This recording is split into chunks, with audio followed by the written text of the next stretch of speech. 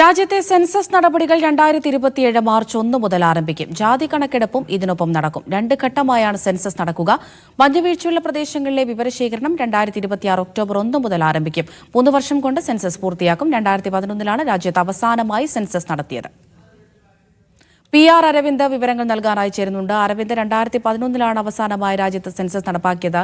ഇപ്പോൾ എങ്ങനെ, ഏത് രീതിയിലായിരിക്കും ഈ നടപടികളൊക്കെ ഉണ്ടാവുക എന്നതോടുകൂടി പൂർത്തിയാകും?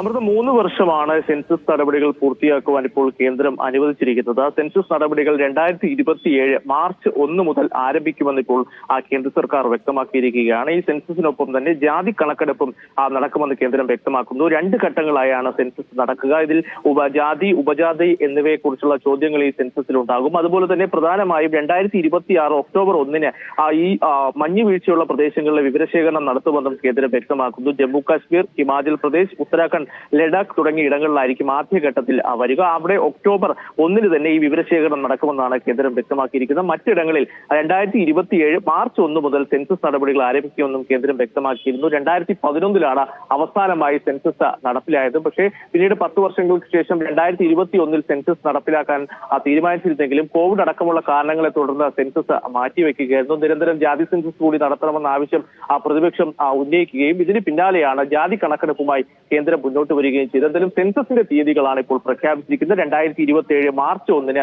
സെൻസസ് നടപടികൾ കേന്ദ്രം ആരംഭിക്കും. അമൃത, ശരി, വിവരങ്ങളാണ് PR അരവിന്ദ് നൽകിയത്.